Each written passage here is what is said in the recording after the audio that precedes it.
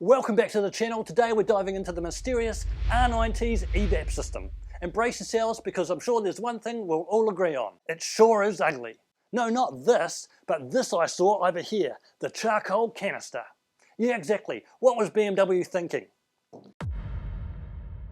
Now you might be wondering, why might you remove it, and are there any good reasons to actually keep it? But first up, what exactly is this crazy contraption? It's the Evaporation Emission Control System, or EVAP for short. You've probably seen it before and agree it's not winning any beauty contests.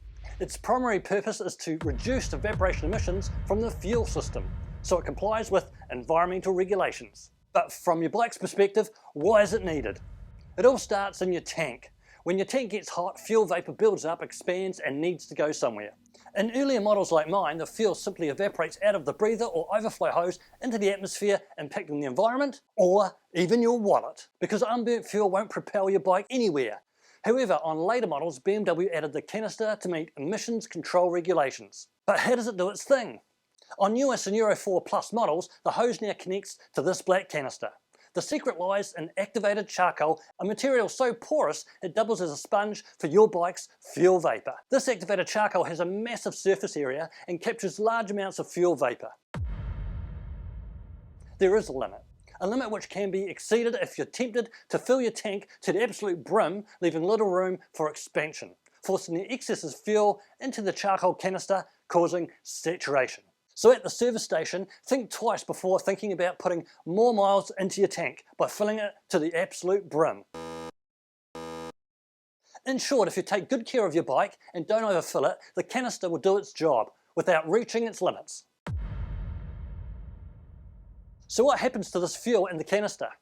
Under normal conditions, when you restart your bike, a regeneration valve is opened by the DME, and the fuel vapor that has collected in the canister is drawn out by a vacuum, which directs fuel vapors from the canister back into the fuel system through the black return hose, leading to the left-hand throttle body. There it ultimately joins forces with other fuel in the combustion chamber, ready to be burned on the next ignition stroke. Historically, BMW EVAPs were in some cases known to back siphon charcoal dust into your tank, potentially clogging up your fuel filter or worse, your engine. These new EVAP systems seem to work though, unlike their predecessor models. I haven't personally heard of that happening to R9Ts. This canister saves the environment and your wallet. So really, why would you want to remove it? The big question. So let's dig into it. Firstly, many of us in the community have a major gripe with the aesthetics. Let's be honest, it's not winning any beauty pageants. It's bolted on like an afterthought, sticking out like, well, you know what. But aesthetics aside, removing the canister doesn't directly affect performance, unless you're dealing with a purge issue. However, removing it might prevent you from installing those fantastic performance shocks you've been eyeing, like the Öhlins, YSS, Nitron, or Wilburs, etc.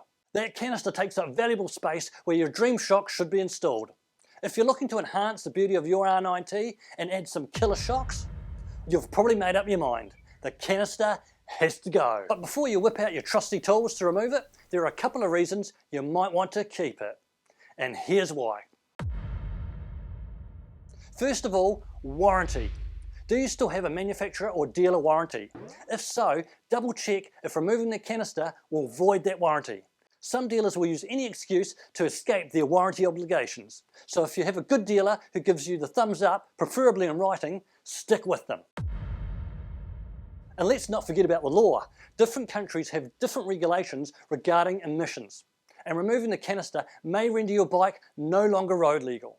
So before you go all in with your torque set and cable cutters, make sure you check with your local authorities. You don't want your little pocket rocket turning into an outlaw. I hope this journey through the ugly world of charcoal canisters has given you some food for thought. If you're considering a new shock to replace the canister, then you might want to watch this video right here.